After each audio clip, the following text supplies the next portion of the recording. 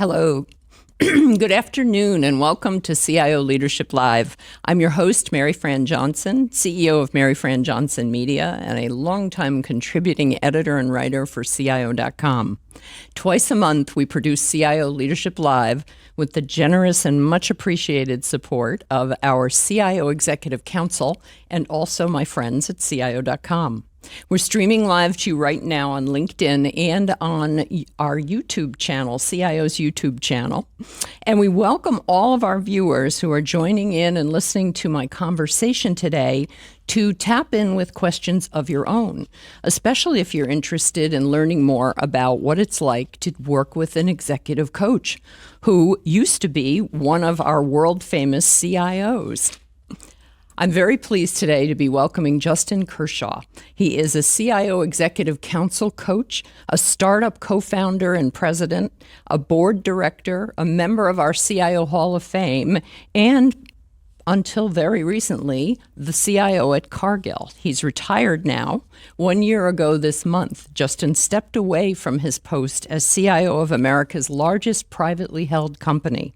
That's a $165 billion giant in the food, agriculture, financial, and industrial products industries. Justin had been with Cargill for about the last decade of a 30-plus year career as an IT leader, overseeing the company's global IT functions.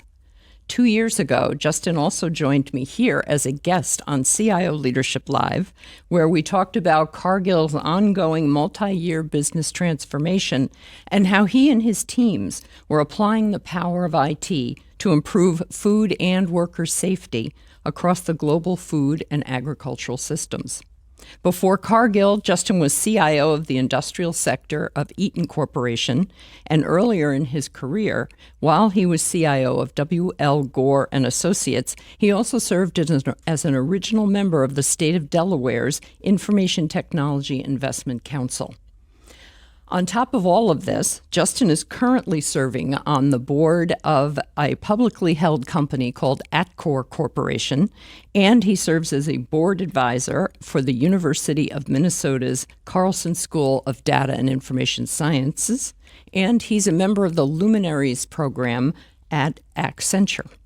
Our topics today are going to cover some new ground for Justin as we catch up on his life after CIO, and talk about his coaching work with our CIO Executive Council, and also one of his latest, most passionate missions in cybersecurity, where he is aimed at helping small and mid-sized companies prepare to win the fight against ransomware. Justin, welcome. So good to have you here again. Oh, it's great to be here. It's an honor. Mary Fran, great seeing you, and looking forward to the hour. Yes, me too. Absolutely mutual. How did you figure out what you wanted to do in your post-CIO life? You're a year into it now, and obviously from that introduction, you've got a lot going on, a lot of balls in the air already. So how did you parse through what you were going to do after leaving your post at Cargill? Yeah, it wasn't easy. First things first, I made a promise to family that I'd take 6 months and not say yes to anything for 6 months, and learn how to be bored and not know what to do with the day. So 6 months in, it gave me a lot of time to think. And what bubbles to the top of the list pretty quick was, well, I'm not going to do nothing. I'm going to fish a little more. I'm going to play a lot more golf, but I'm not going to, not do nothing. And one of the things I've loved to do for a long time is coach. Yes. And I thought, okay, so I have some knowledge and experience and some game film in the technology and technology leadership field. And so when the CIO Executive Council reached out, I was interested pretty quickly and looked into the program. And so that bubbled to the top of the list. Oh, good. And I also had some relationships, in Cargill. One of them was with the founder of Aquabite, and Brighton Shang, the founder and CEO, reached out and asked if I would, help him with some of his leadership stuff with Aquabite. And so I said yes to that. And And that's pretty much how things came together. So you practiced saying no for a little while, but ended up being much happier saying yes. Yeah, I mean, I guess really with most of those things, it was like, well, I'm not saying yes now, but how about I call you back? Yeah. Or we Good. reach back out to each other in X number of months, and that's really how Yeah. it happened. Well, and you mentioned how you've always enjoyed coaching, and you're not just talking about executive coaching in a business sense. You've also been involved with youth sports most of your life, and a coach, and you're a college rower and that sort of thing. So the idea of being a coach, that's not a new mantle for you. No, exactly. And you would think it would be really different between the athletics and the business world. And I find it in some ways there's a lot of similarities. There's certainly differences, and there's different things at stake. Yes. But, or I would say, your method and how you think about it and plan for it and prepare, a lot of that's similar. Okay. Well, good. Well, you also, while you were figuring out what to do, you talked to other CIOs, some of your own past mentors, folks that had retired but not really stopped. Well, they'd retired but they weren't running around without a purpose, right? So yeah, right, exactly. Yeah, exactly. What was that like? Was there anyone who gave you a real aha moment when you were speaking with them? Yeah, I would say everybody really, I definitely spoke to the members of Atcor board about retirement, and a lot of them were similar on, be careful what you say yes to. Don't join anything you wouldn't want to be an employee of, or all of those types of things. And then you hear from others also, hey, don't wait too long, right? Because you have a shelf life in retirement, right? And so. So it was that type of advice, right? And yes, and I would say having a network to reach out to was something I was very appreciative of, right? And yes, and and you reached out to a few people, and I got some pretty good advice on what to do. And it's so far so good, right? I mean, although when I was listening to you with the introduction, I was thinking like, well, maybe I'm doing a little too much, right? But maybe that list is already getting too long. You were thinking too long, yeah. No, but it's all been good, and it's really great. It's going very well. Well, and I've heard you say so many times over the years, you've been involved with CIO Magazine and CIO.com. You've always been very generous about giving of your time and your expertise. I mean, I know I've dragged you onto stages a couple of times. I used to say when I was the editor-in-chief at CIO Magazine that I was filling pages and stages with CIOs.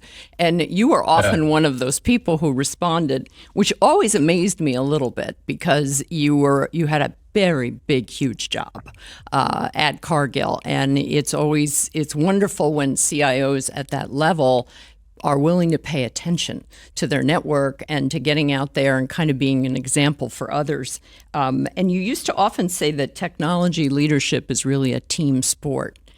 Talk a little bit about the similarities between coaching kids in a sports situation and starting to coach other executives who are coming up the ladder toward big CIO jobs like yours. Sure.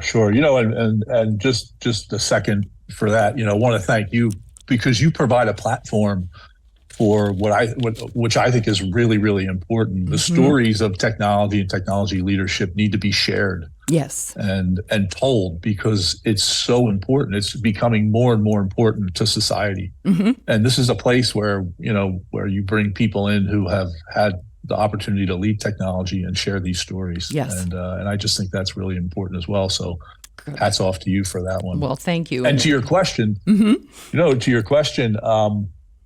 the idea of us and we versus I and me, that's similar between any team coaching and developing that culture of us, and then having setting targets, and having strategies to achieve those targets, and having a brand and a style for your team, like how you're going to play the game, how you're going to achieve, how you're going to win. I mean, those things and bringing whether it's your athletes or your leadership team and your executive team into that, all of those aspects of coaching are important, whether you're running a company, a government agency, a board of directors, or a team, like whether it's a basketball team or a rowing team. Yeah. Those attributes are very similar in techniques and reading and learning, and keeping good notes over the years on what works and what doesn't. I think those things are very similar, and I've always had a passion for understanding that and being at the forefront of an effort and having that as your role is very satisfying. Well, and you also mentioned that you have always been, when we were preparing for this conversation today, which is so different from the things we've talked about in the past, that you mentioned that I was always a big believer, and I still am, in having a method. So, and the method, you were referring to a method that you're now applying to executive coaching. So tell us about that method. Is it yours? Is it something you developed from a number of your own experiences? Go into a little more detail about your method. Sure. Certainly, the CIO Executive Council, the Pathways program, they provide us with material and methods as well, and the freedom to bring really your years of experience and combine it with that. But most or everything that I bring has been learned and developed over the years, right? And so I really believe strongly that leaders, aren't born.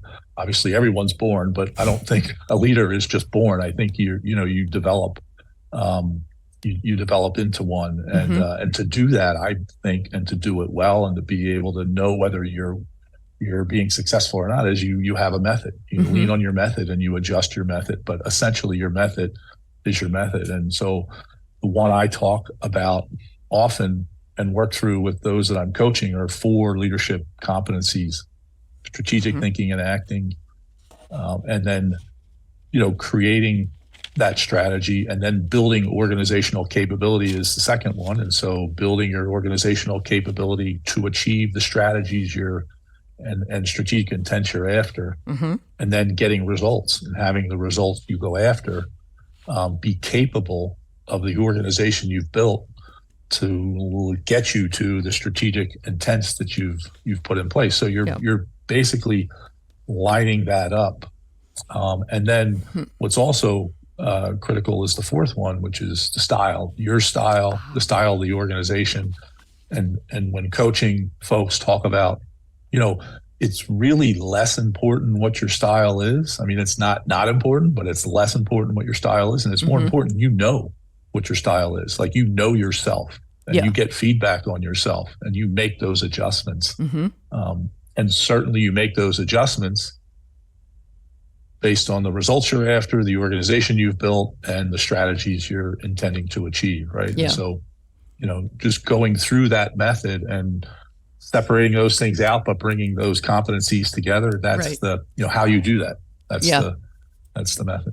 Well, you told me a very entertaining story about one conversation you were having with one of your own mentors, probably many years ago, and it was about a problem you were trying to solve at work, and he ended up giving you some tough love about your own leadership style. So I love that story, so I'm going to force you to tell it. It's just one of those that's imprinted in your mind for a long time. It's like one of those moments in your in career and life, And I was in a very precarious situation as a leader, and there was a lot at stake, and decisions had to be made, and I sought help from someone I had worked with in the past who I really trusted in terms of, I know if I call Craig, he's gonna give it to me straight, right? So he's not going to sugarcoat this. He's going to tell me. No, I reached out to him, and we had a phone call, and he goes, "There you go again, Justin. You've got the right answer, and you can't get it done. Whose fault is that?" Right? You're like, it's not the organization's fault, at which, I might have sounded like I was blaming the organization a little bit, or Okay. some of the team or whatever. And Craig just, gave it right between the eyes. So you're like, right, exactly. Own it and Okay. adjust, Yeah. meaning, and I think a lot of leaders find themselves in the situation where, like, gosh darn it, all, I got the right answer and that should be good enough. And it's not, right? You've now, if you have the right answer, what's your strategy? What's the organization that's going to deliver on it? What results are you going to set to get there? And, those types of things. Yeah.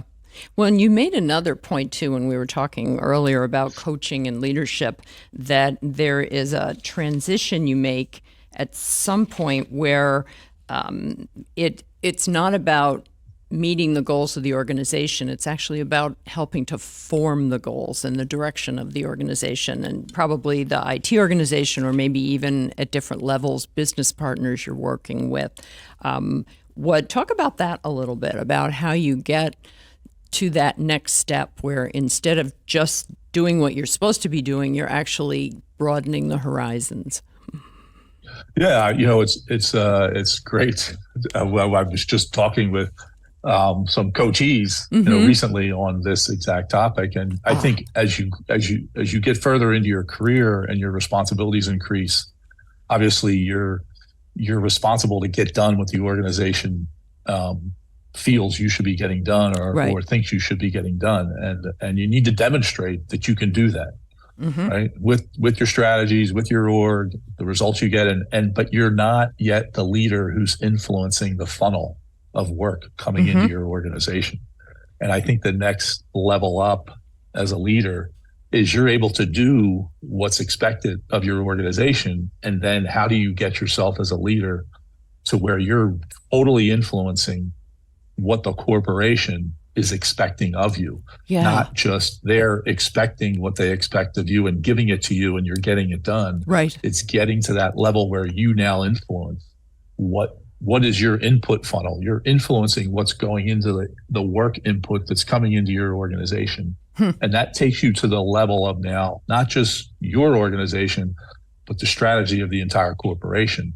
Yeah. And, that's where you want to get to. And I'll make the point of, in technology leadership today, that's even more critical than it's ever been.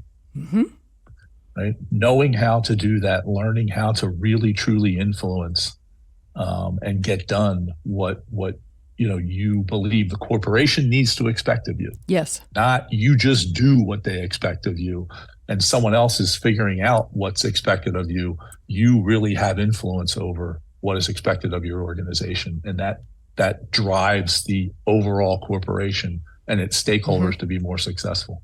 Well, and I think about how a decade or more ago, we were always talking about how CIOs could get that seat at the table. And probably more than 75% of the Fortune 200, Fortune 500 CIOs have that seat at the table now. And it's what you do with that seat once you get there. And that's, of course, really a strategic driver's seat, isn't it? Yeah. No, well, we used to call that with several folks on my leadership team and just previously is, okay, the dog caught the bus. Now what? Yes. Right? Dog, like, oh, look out, the dog caught the bus. Okay, we're on the bus. Yeah. Okay, exactly. now what are we going to do? Yeah. Right? And we caught the right bus, not the wrong bus. Exactly. Yes. And it's one of those things about being careful what you wish for, because you always want it, and then there you are, So I like to say, yes, be careful what you wish for, but more importantly, prepare for what you wish for. That's a very good motto. And so that's what you're doing with that. You're coaching 5 different executives, and they're not all right on the cusp of becoming CIOs themselves. You're actually you're helping people at different levels in their leadership careers, from what you've told me. Correct. Yeah. Okay. Correct. Yeah. Why did you want to work with a variety of leadership candidates? Because I know some coaches come in to work with the council and they say, I only want folks that are, like right on the cusp of the CIO job itself. That's where I can bring most value. I think it's really rewarding and important to not just help people achieve their potential, but see what their potential can be, and maybe even in the coaching, change what they think their potential is, and then go about in a learning to do in a way that they achieve more than they expected of what they thought they could achieve. And I think to me, that's coaching. Yep. Right. You're not setting the goals for them. You're helping them figure out what the goals are. And then maybe with some effective coaching, their goals are bigger. Yes, exactly. Or more appropriate to what they're capable of. Mm-hmm. That's wonderful. Do you ever find yourself becoming like your own mentor, that tough love guy that we mentioned? Do you ever find yourself saying to them, well, here's the problem. The problem is actually you here, and here's what I see. Because you have such a nice guy persona. I have trouble imagining you being that between the eyes with anybody. Can you do that now? Yeah. I've been really blessed. I have had a mentor for 41 years. Wow. And she's you're talking about Joan, aren't you? Yeah, exactly. Yeah. She hears it all, and she's pretty good at giving it straight back, and that's been it's been a team sport for all those years. So wouldn't be here without that. Okay. All right. Fair enough. Now, and I was just about to remind our audience to take advantage of our live connection with Justin here and tap in with questions. And then I look at my very high-tech method for picking up those questions here on my phone, and we have one, and it's a really good one. So thanks to the person that sent this in. So the question for Justin says, looking from your long career, 1985 and onward, you must have seen so many changes and ups and downs in the corporate world around you. What was the proudest moment of your career to date when you felt a real positive impact was being made to the society around us? That's a big question. Yeah, that's a big question. Mm-hmm. A couple of, it's wow. I have to really think on that one. Yeah, and you can have more than one proud moment. That's okay. Yeah. Yeah. Mm-hmm. These are some of them are little silly things, maybe. I don't know. We had a moment at Eaton.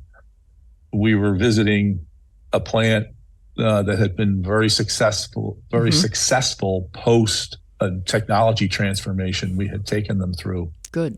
Mm-hmm. And our vice chair at the time was Craig Arnold, and there was a woman in the plant, and she thanked them for the technology transformation. And I was standing there, and and so were several others, and he asked her what's been great about it, and she said, "Well, quite frankly, I've worked here for 30 years, and since putting the plant in, my son was born at the end of a month." And by putting in this new system, at the end of every month, this plant for 30 years, their shipments would hockey stick. Yeah. And everybody would work the whole last week of the month. They would just be working, 24/7 to get all the shipments out. Mm-hmm. And with the new system, they leveled off and shipped just as much, if more, and all the work leveled off. And she said, I was able to go home at the end of the month, at the end of the day, and not have to work till midnight. And I made my son's 31st birthday. Oh, that's wonderful. It's one of those little stories that sticks with you. And so there was a technology transformation that had an impact, on that person. And we kind of knew at the time the crew in the industrial sector that was putting in some of these systems that we had gotten pretty good at it. And some of those results that was not just the only organization that was achieving some pretty good results. And not everything was perfect, but that was a good, and then some of the work on sustainability and just creating efficiencies across Cargill. When Cargill's more efficient, the world is a better place, right? And so, and the corporation puts enormous amount of work into being very, very efficient. And of course it has to when you're in the commodity industry. And To me, it was amazing to me just how good that corporation is at some of the things that it does, for the volume of things that it moves. Mm-hmm. And so being part of that and part of the organization's dedication to improvement, in sustainable supply chains in Yeah. food and ag, right? Again, it's not perfect, but, people really, really working really hard Mm-hmm.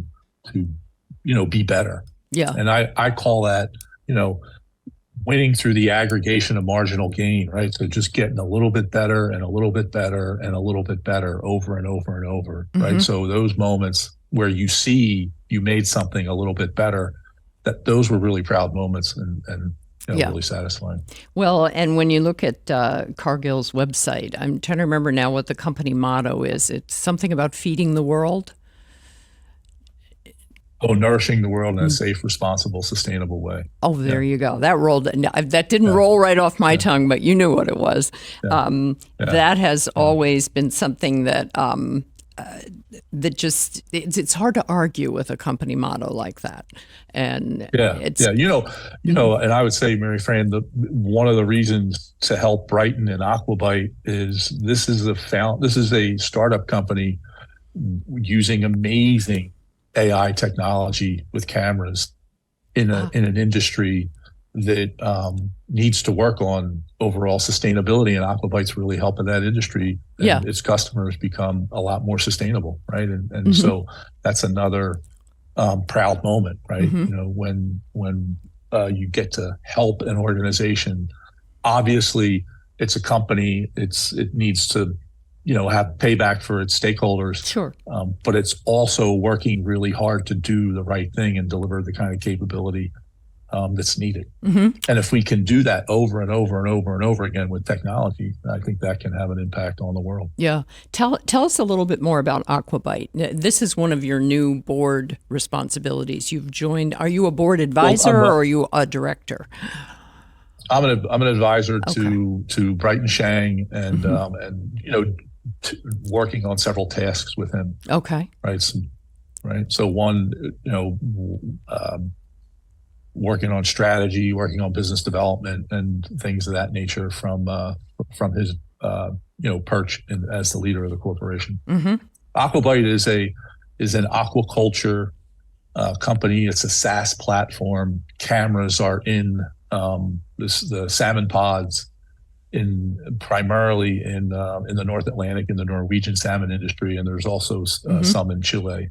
So salmon's a cold water species, and and the camera is helping transform the efficiency of the pods and the health of the pod and the sustainability of the part of the supply chain. Mm-hmm. Okay. I want to pivot over and talk a little bit more about you made a comment a little earlier about how important, how strategic and vital the role of the CIO has become, just generally. Is that largely due to the kind of golden spotlight that the pandemic, one of the few cheerful things out of the last few years, has been how incredibly appreciated and important IT leaders have become because of the things that they were able to do. The companies that had never imagined that they could effectively run with all or most of their employees working from home. And the only thing that of course made that possible was technology. So by the time you left a year ago, you'd already spent a couple of years dealing with all that as well for Cargill. So talk about the elevation of IT leadership and just the IT role, and especially what you think IT leaders can do to maintain that kind of appreciation and the faith in technology that has been maybe bestowed or maybe earned over the last few years. Yeah, I would say it started before the pandemic, right? The need and the criticality of the role definitely started before the pandemic. And I think for the most sophisticated and highest performing companies, it started long before that.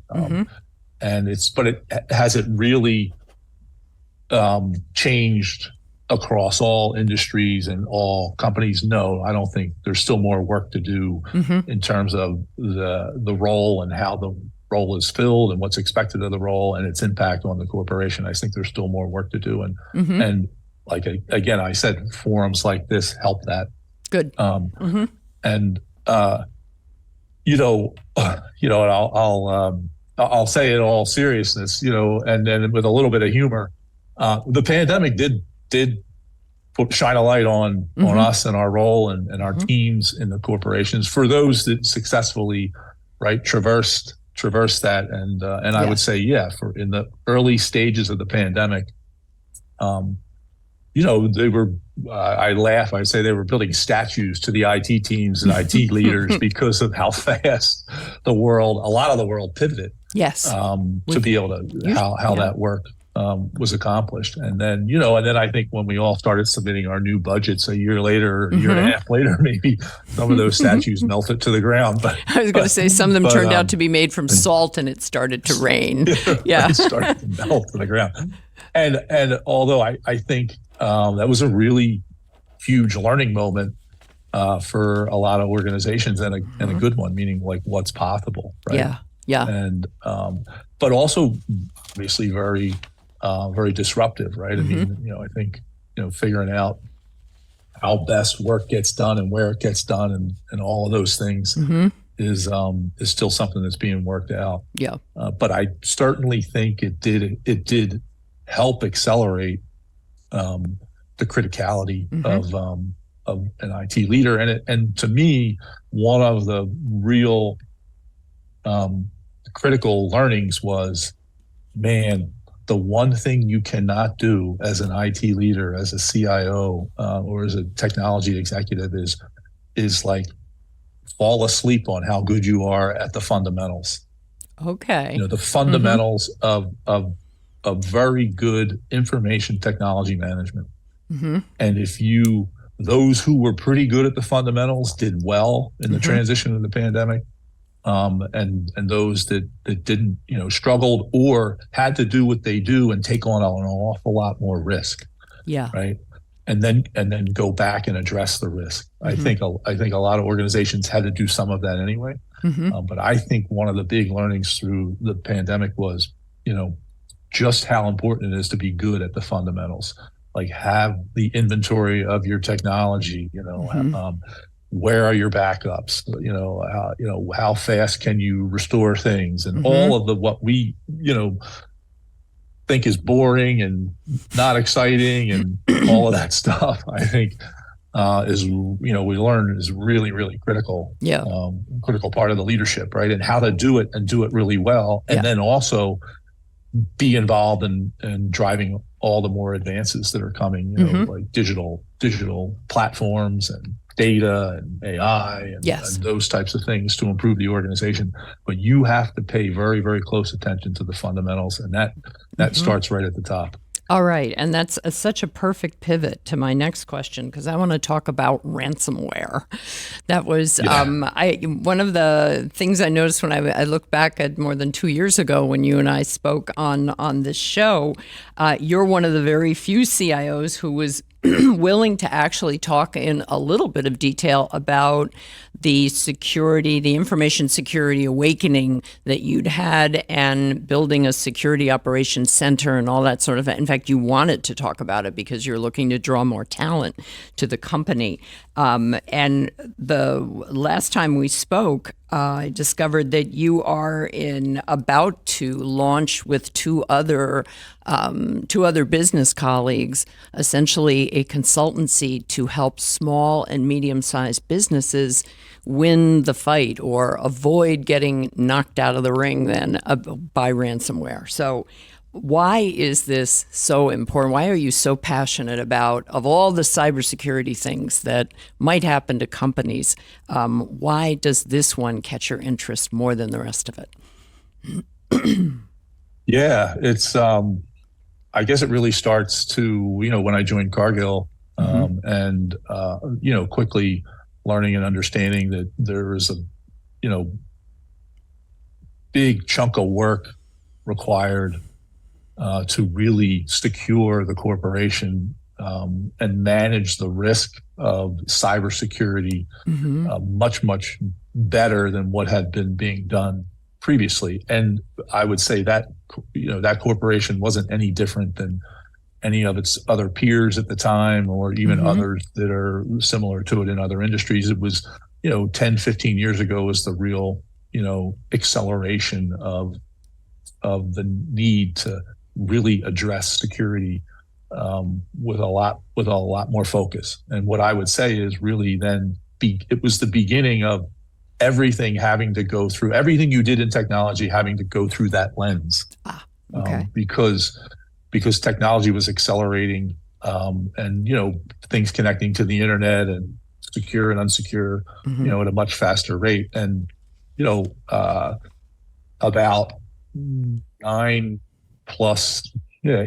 years ago, when I was at Cargill, we had a piece of the corporation hit by a ransom attack, and essentially that entire chunk of the business was really kind of offline, like all the data, all the backups, everything ransomed. And I got a call at 4 a.m. Hey, this business is no longer. It's gone essentially. And what do you mean gone? And I know, it wasn't the whole company, but it was, Right. and even inside of Cargill, you might call it not a sizable chunk of the corporation, but a small. What's small to Cargill is very, very big to other pieces. So it was not an insignificant loss, and that was the wake up call at Cargill had already begun. Yeah, Cargill has an outstanding CISO, and he laid out a plan and a method to build out capability, and we gave them the dollars to do it. And now they're in a much different posture and position. of course. No one's perfect, but a much different posture and position than we were at that time. Yeah. And that was really the double wake up call. That was like the real slap in the face or punch in the gut and you never forget it. No, I would imagine You never forget it. I mean, it's, you imagine we call it the word ransom, getting ransom. That's not fun, right? Nobody wants to be held up. And if I don't think there's a good CIO or CEO or board member or executive team member out there that doesn't take it personal. Yeah. Right. And, it's not a good feeling. And how many times does a top executive at a $160 billion company literally get a wake-up call at 4 a.m. that says this has just happened to us? Right. And, hats off to the leadership at Cargill at the time. They were outstanding, right? I mean, all the way to the board. I mean, we got on it pretty quick, and it took a while. The business was restored and all that other stuff. But, you just don't forget, when that happens. And then, okay, now let's dissect that. What do we got to do? Yeah.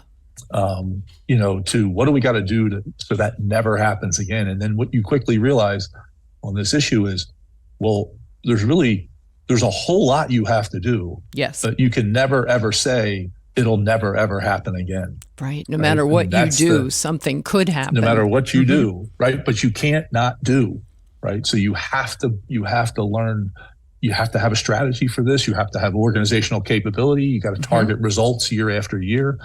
And then you've got to build, the kind of culture and resiliency into the organization so that now it's not just the CISO's job or the CIO's job. The entire corporation, the entire entity has to be involved in how the corporation is secured. And so, carry that over to, a passion that I've had is like, there's small to medium-sized businesses are the heart and soul of supply chains all over the world, particularly in manufacturing and all different industries. I mean, the big guys are the big guys, and the big guys can take care of themselves. They have, the capability and the wherewithal to do that. And the small to medium size, which are the heart and soul and employ a lot of people, need help in regards to, cyber and what to do and how to do it and how to take the shroud off of the mystery of, what's this technical cyber stuff, and I think,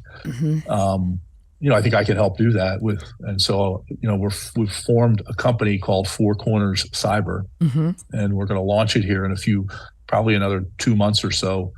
And we're just trying to dot our I's and cross our T's to get things right, and really help that part of the business world across several industries, address the regulatory stuff that's coming, the roadmaps that are needed, the playbooks that need to be in place, where their vulnerabilities are, how to put them on a roadmap, what to address first, through assessment.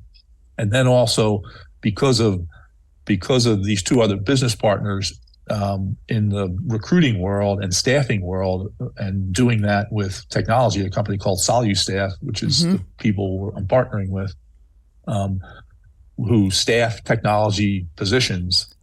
Okay. We can then also not just, here's your plan, here's your whatever, but okay, now we can also help you find the individuals, because the recruiting around finding technology people that can do cyber work and do and have them in your organization. Most HR organizations don't have, they're more generalized in their recruiting, and this is more of a specific type of recruiting around technology. And so then we can turn around and help, land a couple of people or whether it's temporary or full-time, and get that organization, on the road to, being more resilient. Yeah. I like to say cyber risk is now business risk, and fortune favors the prepared, right? So I say the word prepared a lot, right? But cyber risk is business risk now. I mean, and in a lot of companies, it's the number one risk, and fortune's going to favor the prepared, right? I'm stealing that quote from Louis, but Louis Ehrlich, you mean? Well, no, Louis Pasteur. Okay. Fortune. I always go to CIO, right? So, famous CIO quotes rather than famous world-renowned scientists. Look at me. Yeah. So yeah, that's what's happening, and we're passionate about it. We want to try and see the impact we can make, and you are so well equipped to go in and speak to a board and make them understand that this isn't about some geeky ransomware cyber thing. This is actually about business resiliency. And that is an area, as you said, the big companies all have a pretty good handle on this now. They've got their security operations centers. They would not have any excuse for being unable to deal with it at this point. But when you think of those, 50 or 60,000 mid-sized companies alone, we're not even talking about small businesses, this would be such a daunting subject to take on. But and how do you do it practically? Be an advisor, be a coach, to help those executives make the investments they need. Like, I think a lot of times we're afraid, oh my God, we're going to have to spend so much money all at once. And really it's really kind of getting it into the agenda, slicing some mind space out for it. Yes. Having the discussions, making some investments over and having strategies over periods of time that are going to get you on the road to more resiliency. Yes. And I think a lot is happening in this realm. So we're obviously not the only ones. We're going to be another company amongst many. And I just think, we need a lot because I think this is a really critical, it's a really critical capability that every organization is going to need. I mean, I think I read a study not too long ago. Was McKinsey or the FBI? There's a cyber event every 14 seconds. And last year, the average ransom was 800,000. Wow. And I think from just a couple of years ago, it was like 300,000. And now last year it was 800,000. I mean, I can't remember the exact study, but I just think you start adding that up. The ransom is the ransom, and then there's the backup, the recovery, the lost downtime, the whatever. I mean, it's a big number. Yeah. Well, and I was doing a little following up on some stuff you had said about it. I did a little Googling around on it as well. and saw that there's a researcher called Cybersecurity Ventures, and they were estimating that ransomware costs could reach $265 billion by the year 2031. Numbers like that always make your eyes cross a little bit because it's such a big number you can't really imagine it. But there were some examples about the size of ransom that some very well-known companies had to pay. There was an oil and gas company had to pay a $4.5 million ransom a few years ago. There was you probably know the global meat producer company cited here, and theirs was an $11 million ransom. And then a big financial insurance player reportedly paid $40 million. Now, so small or medium-sized companies listening to this might think, well, they're not going to come after me because we couldn't pay them $40 million, so maybe we'll be safe. Maybe they won't pay attention to us, which I could imagine CEOs saying that. And you have a counter-argument to that? The idea that we're too small for someone to ransom us? Yeah, no, I did, because there's more and more people joining the market, and the cost to deliver an attack has gone down. The levels of sophistication have gone up. I think everyone should have the attitude it's inevitable, and we should be prepared for it. Right? I mean, that's just like I said, and I think us in our leadership roles. Now and I think it's there by and large, but there's a lot more to do in terms of putting everything through this lens, and then even helping, with the coaching, helping the upcoming leaders learn how to address this, present it, and sell it to those who are going to, put the money where the capability is needed to get it done. I mean, it's not easy to sell. This feels like you have to buy insurance and all that other stuff, right? And maybe I'll just buy the cyber insurance, but you've got to do more than that, right? I mean, because the first thing the insurer is going to do is assess you, and your premium, is going to be big if you're doing very little. Yeah, and, so it's a responsibility and a capability that really has to get paid attention to. Yeah. Well, and I looked up, I was checking out every year. It started at CIO Magazine, and now CIO.com does our State of the CIO research every year. And the 2023 version always comes out in January. And I'm always so fascinated with it because it's a snapshot of what something over 1,000 IT leaders, but also line of business leaders and CEOs, what they're paying attention to in the IT world and how things are happening. And there was a very interesting finding this year that the need for security improvements was cited as the number one reason for technology budgets increasing in 2023. Because there's been a lot of focus on that, and that they were every year the CIOs, of course, are surveyed, and we're talking this is more than 840, I think, CIOs in this year's research about where they anticipate their involvement to increase in the following areas. And this isn't just budget increases. This is how much are you paying attention to this? Cybersecurity led the list. 70% of those 800 plus CIOs said their involvement was going to be increasing in cybersecurity. Data analytics and data privacy came in second, but that was at 55%. So, there's, so the recognition of that resiliency and what it's meaning to corporations, I think, has really, really arrived home. Let me see. I want to also, on top of all of the things you've been talking about, and these have been great, we've mentioned boards here and there. Your experience as a board member, and you started on the Atcor board in 2017, which happened to be the same year that you joined the CIO Hall of Fame. I don't think anyone listening would be surprised to find that you're in the Hall of Fame. But the work that you did on a board for 3, 4, 5 years before you moved into this next phase of your après CIO life, what does being on a board do for you as a working CIO, and why? And would you recommend it for other full-time busy CIOs to start thinking about serving on a board of directors now, not waiting until they're retired? I would just Okay. answer that question right up front. I mean, hopefully, as a leader, you get opportunities to develop your own leadership, Mm-hmm. and you get leadership development opportunities, throughout your career. And I've been lucky to have some fantastic ones from early on in my career: Mm-hmm. GE, WL Gore, Eaton, and then even at Eaton, being part of teaching leadership development across the corporation. Was one of the significant leadership learnings, for me, that took me, I think, helped me go to another level. It's one thing to know how to do something; it's another to know how to teach it. Yes. And probably it's the most significant leadership development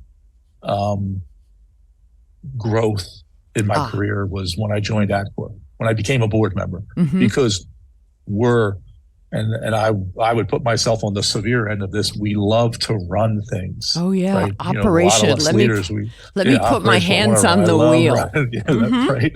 Mm-hmm. And that's you learn, and certainly you learned at Cargill, and at Eaton, made the move from going from an operator to now, okay, you've got to help govern and lead, mm-hmm. and create culture and all these things that are really critical.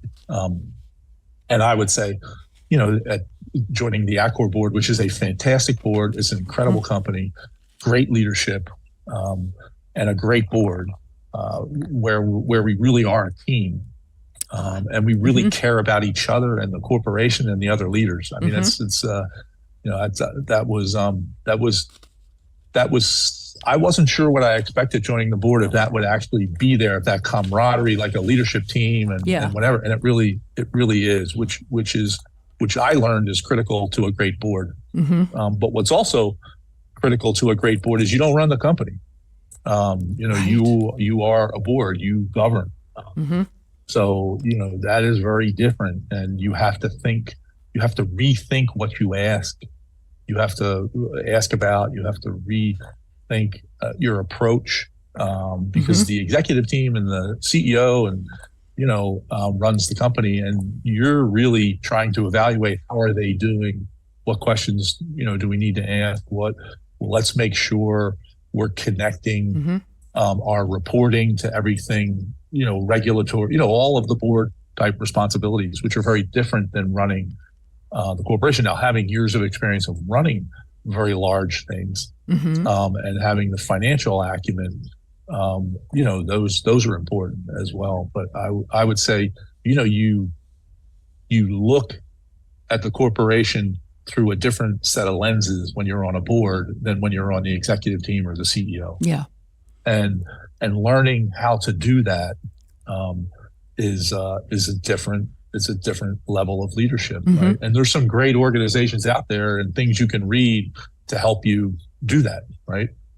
And which ones are you? So I'm on the. Yeah, I was going to ask which ones you're. I'm on mm-hmm. the audit committee. I'm a member of the audit committee, and I'm now the chair of the Human Resources and Compensation Committee. Mm-hmm. And so going through and reading, how to be a chair and what your responsibilities are, and mm-hmm. That's different than being a CIO or even CEO or whatever. And I found that that was a stretch. I mean, and so you now have that as a leader, and I would encourage any CIO out there to try, and if you can do it. It's work. It's extra work. Sure it is. And it's worth it. I wouldn't do two if I was working full time at Cargill or whatever, but one.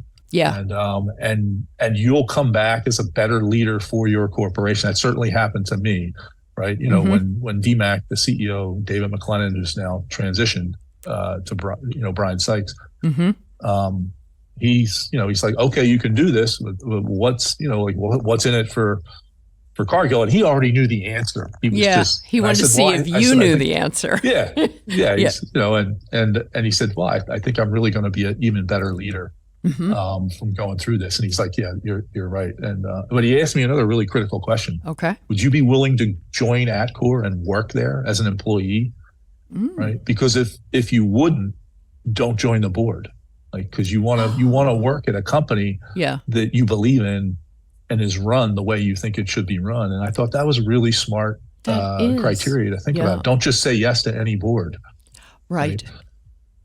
Yeah, I've heard that. You know. I got fascinated with this whole topic a couple of years ago, and I've written a series of columns and done interviews that are on CIO.com now. And because I used to sit at those Hall of Fame gala award dinners, and we'd be talking around the table with all the people that were about to march up on stage and be given their Hall of Fame award. And I'd say, well, as you're at this, wonderful peak of your career right now, what do you want to do in retirement? And unanimously, everybody wanted to be on boards, and not just nonprofit boards. Most everybody was already, not to denigrate what nonprofit boards do, but most of them were already involved in something where they were volunteering their time. But I'm talking about for-profit and paid board positions, and everybody was planning on it. But very unlike CIOs, when I would ask further, I'd say, well, what are you doing about that now? And they would just kind of look blankly at me like, well, what do you mean? Because they thought that what happens is, like, you find your next big CIO role, usually an executive recruiter calls you and says, hey, I have this opportunity. And a lot of the CIOs I was speaking to a couple of years ago, probably everybody is much more aware of it now, they thought it was going to happen in the same way, that like your next executive role, that it would come looking for you. But that's pretty rare for boards. You actually have to work your own network and let it be known that you're interested. How did you go about doing that? Yeah, I would say I got lucky when it came to Atcor, and that was a result of maintaining relationships, everywhere I had worked with some of the leaders. So one of the presidents at Eaton Corporation had retired while I was at Cargill. And he was part of Clayton, Dublinger and Rice, the private equity. And Atcor went public from that private equity. Excuse me. And this gentleman's name was Bill, and he gave them my name, and they reached out, and and I interviewed and whatever. So that that relationship, he and I had a very close relationship when we worked at Eaton, and he was one of the outstanding presidents inside of Eaton, and so I remained close with him, and he also acted like a mentor to me. I would ask him, what he thought about things when I was at Eaton, and that type of thing. So he looked out for me, and that relationship turned into this opportunity, and and it worked out. Well, and that is a great example of why it is so important to have a network of connections and people and trust and will give you advice outside of your CIO circles into the business world itself. I kept coming up with that over and over with CIOs. I also encourage CIOs who get interested in this to look around amongst their network of CIOs and find out how, do that informational interview about how they got to the board position that they're on, because it's usually something like what you just described, someone who's been in business, who has admired you. I've even encountered CIOs where their chief executives at the company have suggested it to them and have said, I want to put your name forward.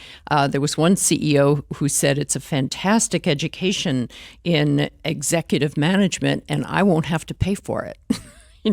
I won't have to send you to Harvard to get a PhD in management science. You'll actually be doing some amazing work for another company. So I think it's definitely a good idea not to wait until retirement. No, and even think like, okay, well, what are the characteristics and experiences I need, to be a business leader, even though I'm a technology leader. How do you think like a business leader, get experience as a business leader, those types of things. And vice versa, business leaders really learning a lot more about technology. I mean, it's really, I think, very necessary now, because like, just think what technology is going to mean going forward, Mary Fran, and everybody that's listening. I mean, we're all reading about AI now and data. And I mean, it's just becoming bigger and bigger and bigger and more important in every corporation, everywhere. All right. Well, and usually at the end of these interviews, I ask my guests to talk about, their leadership highlights, but we've spent our entire hour talking about that. So I guess the question I have for you as we part here is just kind of general advice on leadership. What do you recommend to IT leaders that are coming up the ladder in their corporations about what's a great next step for them, or something to think about, or a book to read, or that sort of thing? Sure. I would say think about it. Purposely develop, learn about leadership, right? Yes. So one of the things in the coaching I do is, okay, now between now and the next meeting, Good. We both have to come back with, what did you learn since the last time we talked? Right. Okay. And so a mentor did this with me at one point, and good. I learned in the first meeting after that question was, I didn't think about what I had learned, and I was about to meet with my mentor, and he was going to ask me, what did I learn? And so I was real honest with him. I learned that I'm really not a learner, and I have to fix that. So, one of the things you want to put on your list is learn about leadership, like read books about leadership, read books about other leaders. Yep.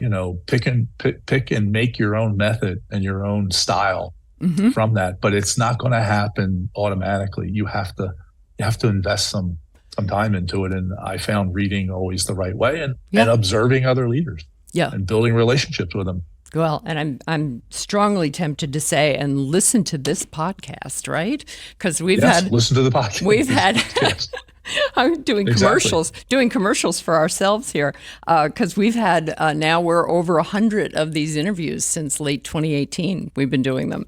Yeah. So thank you so much for coming back for a second visit, and as always, having so much to contribute to the conversation. It's been absolutely wonderful having you here today, Justin. I appreciate it, Mary Fran. You guys do a great job, and keep it up. Okay. Yes, sir. You. I will take that as my instruction.